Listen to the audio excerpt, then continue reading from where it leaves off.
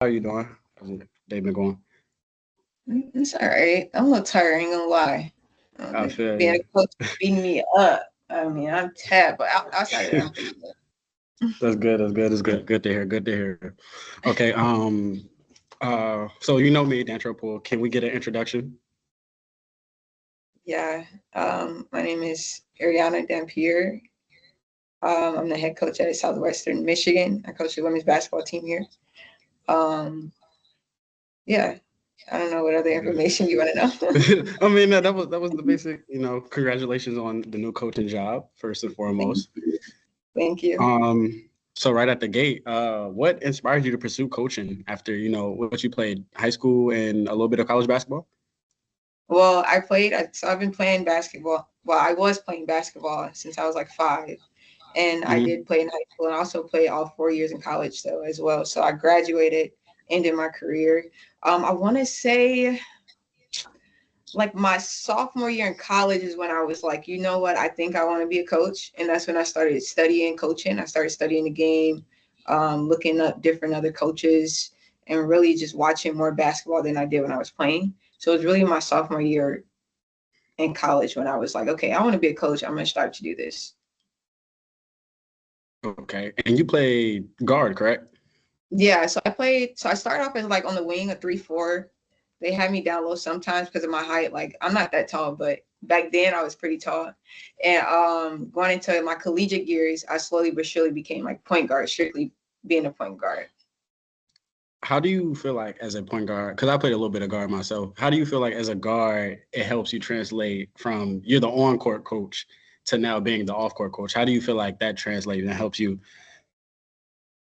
So when I was hooping, I think I passed a whole lot because I saw the game very well. And so I think me seeing the game kind of helps with coaching. And I think that's what coaching is, like being able to see certain stuff, being able to like break the game all the way down. So I think playing guard kind of helped that because being a point guard, I had to show leadership. I had to be able to see everybody. I had to be able to follow through what my coach wanted on top of just trying to do what I saw on the floor. So I think all of that translated to coaching, honestly. Okay, okay. Um, I did some little research. You coached at Morton College, correct? Yeah, I did. Okay. Okay. How Yeah. did that early assistant coaching role? How did that help you to like where you are today? Okay, so to be fair, I didn't think I was going to be a coach that early. So I graduated college in 2020. I had an injury, so I was actually pursuing to go overseas. I did have the opportunity to do so, and I was like, and like I'm injured mentally, I was just out of it. So ironically, my dad called me. He's like, I know somebody just got the job there. Just to, ask him if he's looking for a coach. So I called him. We talked a few, and he was like, you got the job. You're hired. And so when I was there, I honestly didn't have a role. My role was to be a practice player. So I played against the girls. I didn't have like a really big coaching role, but I did observe him and I did study him. And so I was able to pick up some stuff that he did that I apply to my coaching now. So being at Morton, we were a winning team. That was his first year there. And to be able to see and stand like sit under a winning program under a first year coach, I was able to pick up that even though I was really just a practice player. Okay. Okay. Okay. So Governor State, that historic run to the Elite Eight, what was it like being a part of that? Listen, I don't think that so playing, I never won. So I think being a part of Morton, being a part of that program is super dope. And then be under Government State, considering I played there, and then on top of that, coaching, it was crazy. And then the same coach that's there coached me. So just being a part of that run was crazy. It was amazing. It was a sight to see. Like I said, like I paid attention to a lot what was being done in practice, just seeing how we were able to formulate the stuff in practice and then go about it and win games. It was awesome. It was a great feeling. It was real. I'm like, look, I graduated from here. I played here. I was a part of the first. Like my first year at Government State, we won the most games. So to go back years later, and now you guys are winning all your games. You're first in conference. We're going to Elite Eight. It was definitely a super dope experience. It was great to watch. I was getting Yeah. text every day. Trey, you gotta watch this. You gotta watch. I was like, and like one sentence. Describe your coaching style. So for me, I'm real big on family, right? So because I come from a big family, I try to orient my team in terms of being like, hey, this is a sisterhood, we're a family. So that start is number one, formulating that. Now, when it comes to on the court, I like to play fast.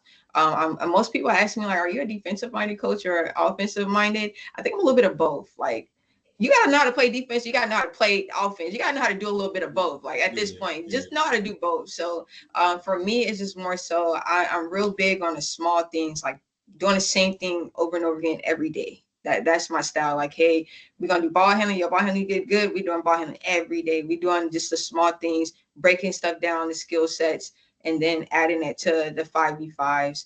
And I'm really tough. I tell people that all the time. Like, I'm really tough. I don't tolerate. I'm real big on discipline. I'm real big on tough love, and I'm real big on like motivation. So. Okay. And so that brings me into my next question. How do you balance developing a player on the court while also mentoring them off the court? I think that's a really good question. I think on the court, I spend a lot of time with my players off the court in terms of watching film and really like I do the breakdowns of your goals, understanding like what is it that you want for yourself. And I also spend a lot of time picking up habits. Like, I don't know what you're in school for, but I graduated a psychology degree. So I kind of like pay attention to small stuff, and I try to just make sure they're okay as women. And then on the court, once again, I just remind them like, hey, you're trying to get here. Like we don't have low expectations, we have high expectations. So that's really how I go about it. And it's tough for them. I would say they don't really always receive it, but yeah. So yeah. Okay. And so, like, your coach, you were a player, you've been injured. Like you said, you didn't win a lot. You've been on the other side of winning, losing. So, what's the best piece of advice you feel like you can give to an athlete when they're like, not even just a basketball player, an athlete in general, when they're struggling, when they feel like this the lowest of the lows, when they feel like there's no place they can, feel better? Like, what is the best piece of advice you feel like you can give to an athlete? Focusing on our why. I think we all have a why. I think that when we go back to our why, whether it's family, whether it's whatever, when you focus on your why, that kind of gives you the push. Because if I'm doing it, like, I don't know, like you said, for the ones that's listening, the ones, whatever your why is, that's going to motivate you and that's going to push you to not give up, even when you want to, because you're thinking in the back of your head, your why. I think that's the biggest thing with life in general, not just like being an athlete, but just in life. Like, once you think about your why, that's your grind. And when it comes to being on the court, you see it. And sometimes we always need a reminder of our why. So that would be my biggest advice to those downs. And then also understanding, like, I know I was really religious, so I always would try to get closer to God. I always try to pray. I always try to read my word, but I am aware that not everybody is religious. So I would just say, like, just go back to what you love. Sometimes we tend to lose ourselves. So figure out yourself. And those are my 3 mottos for encouraging someone else, like, to figure themselves out, to love themselves, and to be themselves. I think if you do all those 3 things, you'll be really successful in life. I agree. Yeah. Okay. So you talked about your coach back at Governor State a lot, how they could this you and now you were under them while they were coaching the Elite 8 run. So that brings me to, who are your coaching role models, and like how have they influenced your approach to the game and to coaching? Yeah, so I would definitely have to say Coach T Mac is the one. She was really hard on me as a player. I mean, she was tough. That was my first year when I played under her. That was my first year ever being point guard. So I felt like she was tough. I felt like she didn't understand me as a player. Like, why are you so tough? Why are you so hard on me? I'm doing everything she wanted me to do, and you're still hard. And then we go back to being a coach. When I sat under her as a coach, she was so tough on me. And I'm like, dude, I feel like I'm one of the greatest coaches of all time. Like, I don't really know, and you're so tough on me. So I think she's definitely one of those role models for me. She's always been tough on me, while at the same time, I never seen it till after the effects of what she's trying to teach me. And so now that I'm here as a head coach, I feel like she was so hard on me when I was under her. Now that I'm a head coach, I'm like, man, I see it now. So I never seen her play, but the way that she coached the game, the way that she talked about the game, the way that she pushed me to be a woman is the same of things I apply now. So I would have to say her. And in terms of anyone else that I did not necessarily play under, I would have to say Coach Gino at UConn. I think the consistency of what he's been able to build is kind of amazing to see. And then you also see that he's not switching up a lot. Like, with the generation changing, he has always stayed to what he knows to be true, what he knows to have a winning program. And I think those are the small things that I look at, because he's going to always have the talent. But if you have so much talent, continue to win. It's just how he formed his program up. It's amazing. And then Dawn, of course, I got to put Dawn on there. She's amazing with what she's been able to do. I think they're like, South Carolina is really, really fun to watch. And I pay attention to her and how She has a family thing as well with her girls, Definitely. and Yep. God first. And so to see her having fun, because that's what you don't see Gino. You don't see Gino cracking a smile with his players, No. but Yeah, you see Don, yeah. So just to get that balance has always been. I think those are my definitely. my three coaches for sure. Definitely. You always hear about players in the league how much they love Don. They love that lady to death. Man, I was sitting next to her. I was out recruiting one time. She literally waved at me, sat next to me, and in my head, I'm like, do I act like a fan or do I act like a coach? And Yeah. one do I go for it? And unfortunately, I acted like a coach that day, but I really want to say, hey, can we take a picture? So yeah. Yeah. I understand. Okay. As a young coach, what have been some of your biggest learning moments so far? Like things that are like, okay, I'm gonna hold that with me for a minute.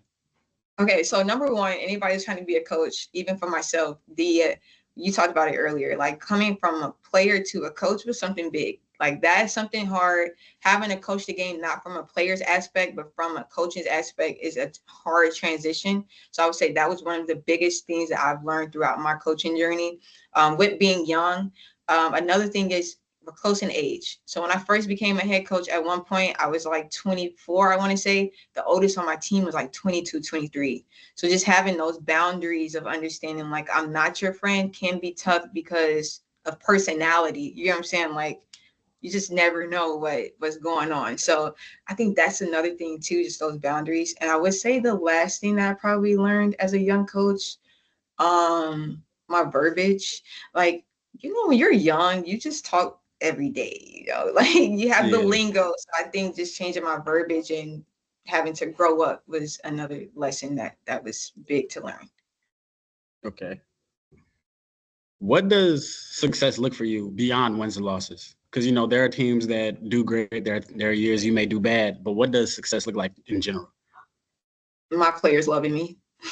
Like, I think getting my players to love me is beyond the wins and losses. Them knowing that I love them knowing that I do whatever for them. And then getting those calls back to be invited to weddings or baby showers or anything like that, just creating those bonds. Because I look back at my life and I'd be like, some of my coaches ain't getting the invite. They weren't good Yeah. enough for me. Yeah. That's more of the beyond success for me, and just building those relationships. I'm real big on that. So Okay. Yeah, definitely. Um, for you, what is a long-term goal for you in your coaching career? It don't got to be at another school or nowhere, but like, what does it look like? Like when you finally sit down and look back at your career, what's one thing like I got to do that? um honestly, winning is a long time goal. I think as long as I've been coaching, I haven't had a winning, successful, like, wins and losses. I haven't had a winning season yet. So I think right now that's a long term goal for me. Also, winning Coach of the Year is a long term goal for me. Um, I don't know, I do want to coach Division 1 and everything like that, but it doesn't matter what level I'm on. I really do want to win Coach of the Year. Um, What's another long term goal, I should say. I think those two are the main things that I honestly, like, recently really been. I want to win because I haven't been able to do that yet as a head coach, and I want to win Coach of the Year. So I think those two are long term. It could be short term, but it's long term. No rush on it. Hey, it's gonna be there. You're gonna get there. Yeah, no rush on it. Okay. Let's take off the coaching hat real quick. As a player, what do you think your proudest moment was? Oh, okay, so as a player, going from high school to college, I didn't have the handles, right? I didn't have the handles to play point guard, but I had the vision. So I would say the proudest moment that I did have was getting my handles together. I mean, like, I got so many people that came up to me like, how'd you get your handles like that? Like, I put in the work to get my handles like that. So that was really nice for me. And then also breaking the assist record at Governing State was one of the most successful things for me. I had spent Yeah. 1 year there. 1 year. Unfortunately, I got injured my second year, but to be able to break that record, and it wasn't until I want to say 2 years ago someone had broke it, but I broke it in 1 year. It took them about 5 years to break it. So that's one of my most successful things for Talk, sure. talk, talk, Yeah. talk. Okay. You wake up every day. what's the thing that motivates you before you step into that practice facility, you step in before the game, you step into your office? What's the thing that motivates you before, all right, we got to get up and running? Um, in terms of like what I do, or like Yeah, what yeah. do you In mean? terms of like, okay, like your coach. So what's the thing that like motivates you just to get your mind in that setting of business? Yeah, I think it's just the goals that I just mentioned. Like knowing that I want to win, or knowing that I want to be coach of the year, or knowing that I do want my players. With me being at a junior college, it is about them getting to the next level. That's what motivates me.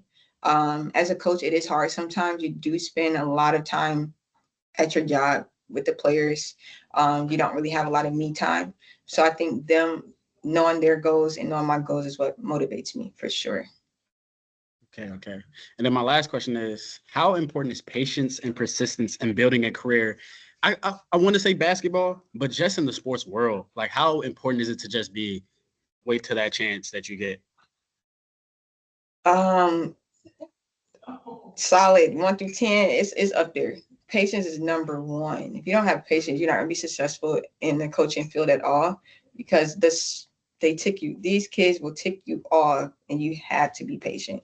So I would say, in terms of growth, that was the number one thing that I have seen become better in myself, like growth of being patient and growth of what they say, listen first. You got to be slow to speak, quick to listen. That's another thing as well, where I'm not quick to say something, but I'm quick to just think before I retaliate, think before I go ahead and pop off sometimes. So I think that patience is real. You have to be patient, especially if you want to be successful in this career. I appreciate you again for sitting down, taking some time out your day to talk with me. It's been a pleasure.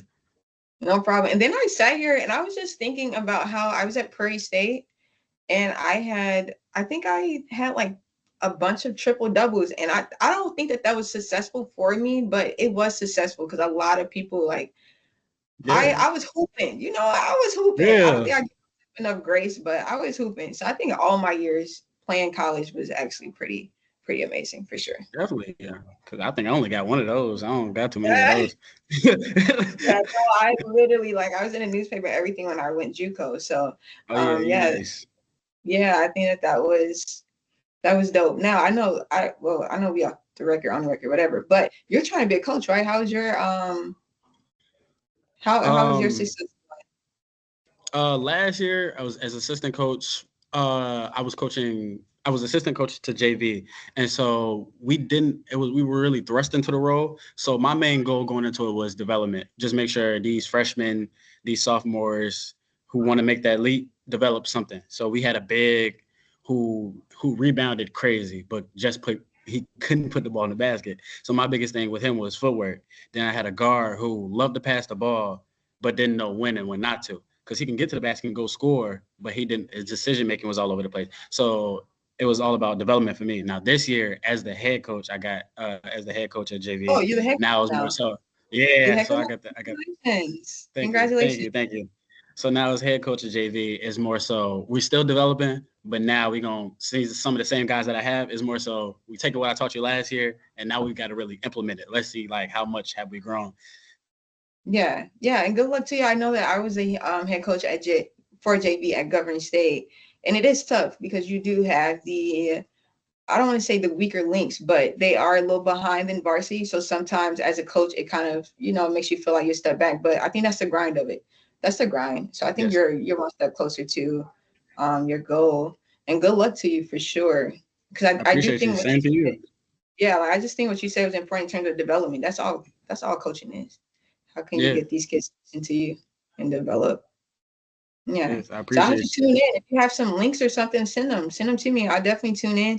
And if you have any questions about anything, even when it comes to just the foundation of a team, because you definitely need that, that's important. Just your ideas of what you plan on with the team, definitely you can always reach out to me. And I appreciate that. And I'm gonna be watching, Yeah, yeah, no, no, no. We locked in. So any questions, like I said, I know Yeah. how it is being a head coach, especially young, because you're pretty young. So I know how it is being a head coach and then having other duties as well. Just making sure you take care of yourself. And that's just my advice to you, because I know last year when I was at Governor State, I worked multiple jobs to make ends meet. but I still have my duties of being a coach. And so sometimes mentally that can become stressful. And like it interferes with your health. So definitely try to sleep and eat. And I understand the work grind and I get it. Then when games come, you're trying to watch film and you can't sleep because Yeah. you're tweaking in Yeah. practice. Trust me, I Yeah. know. So having all of that going on, just try to take care of yourself and stay uplifted. Like I did say in that interview, just stay motivated, listen to the music that you need to listen to, give yourself time. Even if you got to put your phone off for one day, just me time. Yeah. I don't know if that's Sundays or what, where it's like, I'm not talking to nobody. Because that's what I do. On Sundays, since I moved, my phone, if y'all don't need me, I tell my team, don't need me. Don't need me. Yep. Yep. Yeah. Yeah. So I I appreciate appreciate you you. so much. No problem. Listen, you got my number. We always locked in. Always, always. All right. All right. All right. You have a good one.